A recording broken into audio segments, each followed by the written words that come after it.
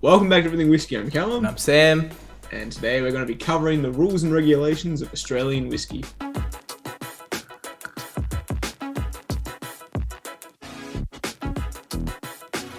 Alrighty, so I have a beer in front of me. It's a beer night for me. Curly's doing the thematic Morris. thing with a Morris Rutherglen Australian whiskey. Today we're finally going to clarify some of the confusion surrounding the Australian kind of regulations in what is whiskey, what isn't whiskey. Basically, this conversation was started a little bit because of Lark Distillery, which is a very influential and popular and important distillery within Tasmania. Yeah. So basically, they released a few different releases. One of them called Symphony Number 1. And basically the thing was, from what I've gathered, is that basically Lark acquired the Nant distillery, which is also from Tasmania. It's Lark Distillery that's releasing it. That's the brand name it's coming out under. There's the Wolf release and Symphony Number 1, and there's a combination of their own distilleries and Nant distilleries. But there was no disclosure of that fact. So basically, this is the kind of like similar thing. The heading itself is kind of based off of what Diageo did a while ago. Cardew was like a very popular whiskey owned by Diageo, and because they couldn't supply enough whiskey for the single malt of Cardew Distillery, they decided to rebrand as Pure Malt and started sourcing a lot of their whiskey. So it was kind of like shady, not because they were releasing anything bad quality, but just because they were trying to kind of cover up the fact that it was no longer an actual single malt, but Pure Malt didn't have a legal designation at the time. And that's just generally what I've gotten from the situation. If I've gotten facts wrong, just let us know. And that goes for the entire situation we're about to go through.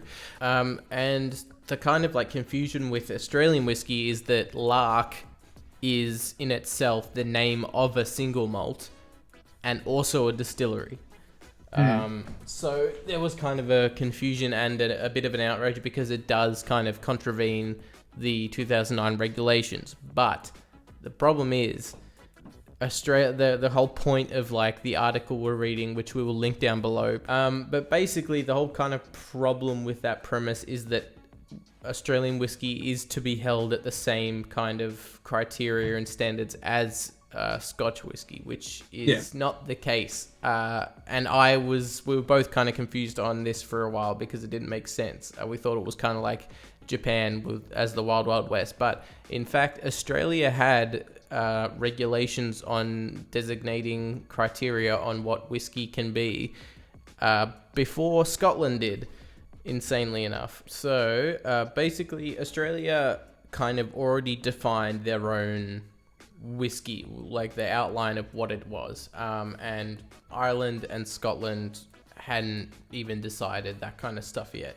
So it was protected by consumer laws for over like 120 years. And the specific wording I'll go through now. So Australian standard malt whiskey means which complies with the following requisites. A, it must be distilled wholly from barley malt by pot still or similar process, so column still, at a strength not exceeding 35% over proof.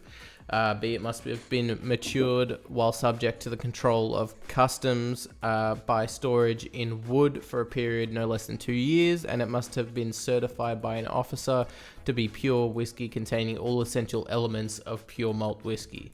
Australian blended whiskey, which means whiskey which complies with the following requisites. A, it must have been distilled partly from barley malt and partly from grain, and must consist of not less than 25% of malt whiskey which has been separately distilled by a pot still or similar process at a strength not exceeding 35% overproof. So to gather from that we do have regulations, and they're definitely not perfect, but they're there, and they're nothing like Scotland's.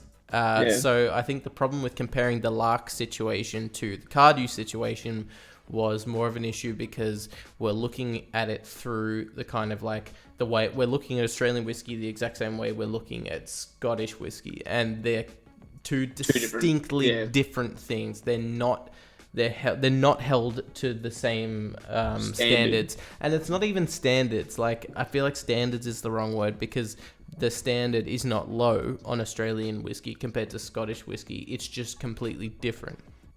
It's almost like different criteria. It's completely different criteria. Yeah. So it's kind of not, one, it's not fair, but also it's not even relevant to compare to Scottish whiskey. It's a different thing. But Australian whiskey is still very dodgy. Like, just looking at it from, what's that whiskey? The 23rd hybrid. Remember the one we had where they sourced bourbon and Scotch, mixed it, and it's still Australian whiskey. Well, It's I think from memory, they were very clear about that.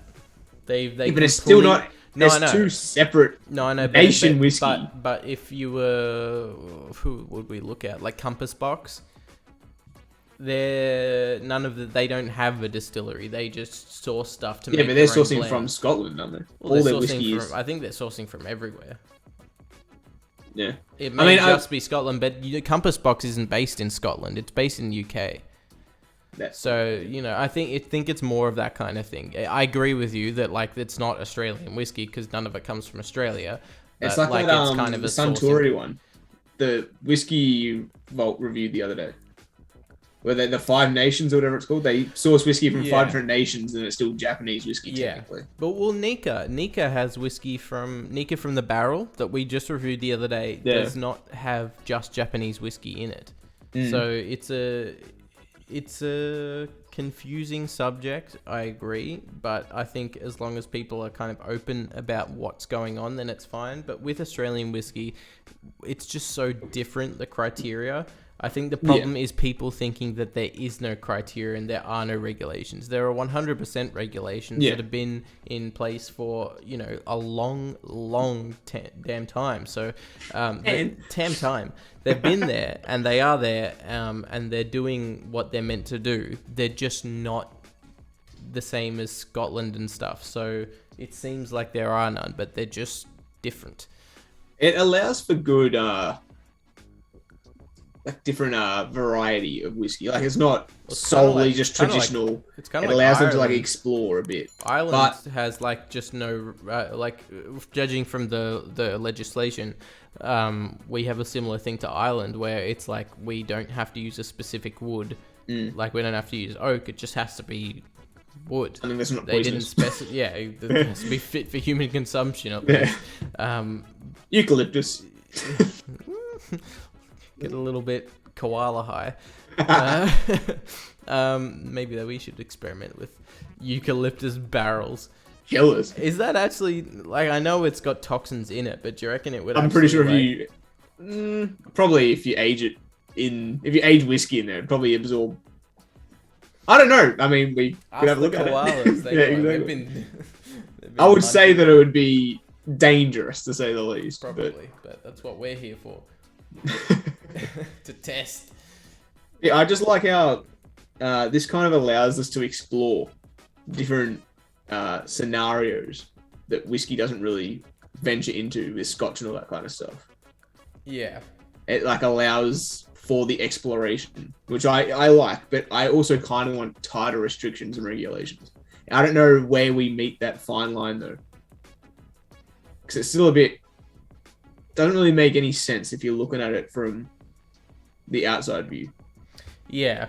No, I get what you mean, but it's so different here because, I do agree that we need additional regulations, but within Scotland, a lot of people don't understand Australia's kind of craft zeitgeist, position where basically in Scotland, you have Glenfiddich, you have Macallan, you have any of these brands, and basically you have them come out with something else, like a gin or a vodka, and it makes no sense. But every single gin and vodka, mostly gin distillery in Australia is coming out with whiskey. Like, it's a multifaceted kind of avenue where these distilleries are doing different things. Whereas, like, in Scotland, it's, like, so singular. Like, this brand is associated with this one spirit and nothing else. You know? I mean, surely they all started out how Australia, because every Australian distillery is relatively newish, like the overall. So, like, they have to make money somehow. So it's just easier to pump out gin and, like, clear spirits than wait a couple of years to age a whiskey. Yeah. So they're probably just doing it to earn money, and then they'll phase out whatever they don't want. I think what you were saying before with the 23rd Street Hybrid is definitely relevant. Like, I think that the fact that I think there are people that are confused and a bit frustrated with the transparency or lack of transparency with labeling. I think they were, like, transparent with what it was, but, like, I agree with what you were saying in that it's kind of still not Australian whiskey because there's nothing made in Australia in the bottle. I don't know if they were transparent because the 23rd hybrid, sorry. Yeah. We couldn't even find the ABV on the bottle. It was hidden in fine print. Yeah. Fine print somewhere. I don't remember, so I don't want to hang anything, like, make any accusations. Yeah, because it's been, like, a while since I've even looked at the bottle. But I get what people are saying with that kind of thing. Let me just double check that. There are regulations that are there for a reason in Australia, and they're good, and they're doing their job. But there is also definitely room for improvement for the Australian whiskey market to really have some tighter regulations for people to have a bit more of an understanding that Australian whiskey means whiskey made in Australia. I just think that, like, the lack of regulations, or not even lack of, but, like, the broadness of certain areas of the regulations is both good and bad, because Australia can experiment with now any types of woods, but also any type of grain. We can mess with corn and rye and barley. Like, we can do, we've got so much, room to mess around. So when me and you finally get to it, like quinoa, there's an Australian quinoa whiskey that I want to buy. But... So me and you can actually, like, experiment with some really cool stuff and not have to worry about designation. Kind of the opposite when it comes to Scotland and America and stuff. So I think that it's, like, really good because it does leave people like us, when we get around to it, and other distilleries and stuff to really experiment the way we want without worrying about restrictions. But at the same time, yes, I think there is a decent amount of room for clarification. So bottles and stuff like that, labeling can be a little bit more transparent, or even if transparency is an issue, but, like, a bit more clear, kind of, like, obvious designation for what certain things are. The only problem that we've really been going through with this is kind of just the issue with comparing Australian whiskey with other countries, kind of version of whiskey. It is, I think, if you look at it as a different thing completely, then you're gonna be kind of better off. Yeah. I'm trying to think of another whiskey that is the local mountain one that's coming out. The mountain gin. Thankfully, there's no regulations around wood because this is aged in red gum barrels, which I don't think I've ever seen anywhere. Well, it's gum trees. I don't know. Gum trees aren't really. But it's specifically they're native, gum. Right? Red gum. Gum trees are native Gums to Australia. Are Australia. Yeah. But yeah, so it'll be interesting. It'll be super interesting. It'll be something so unique. Whiskey might even be, like, red as well, reddish of color, which is who knows. We might even get like a Texan looking color. Although I don't know how long it's aged for, but if it's anything, half decent, then it could be. It doesn't matter, but we've got that option. That's the kind of point of it, where yes, like, it's not as obvious because we've got more options available. So you do have to read into it a bit more to find out specifically what's in the bottle. But not because it's bad quality per se, but just because there's, like, a much wider kind of expansive selections for it. There's more options, stuff like that. So, yeah, I think this subject is definitely worth going into more. And if you want to read about this is a specific article we're reading off of from the Oz Whisky Review. them talking about, I think the title is we need to talk about Australian whiskey regulations. We'll just link it down below. We'll link it down below. Anyways.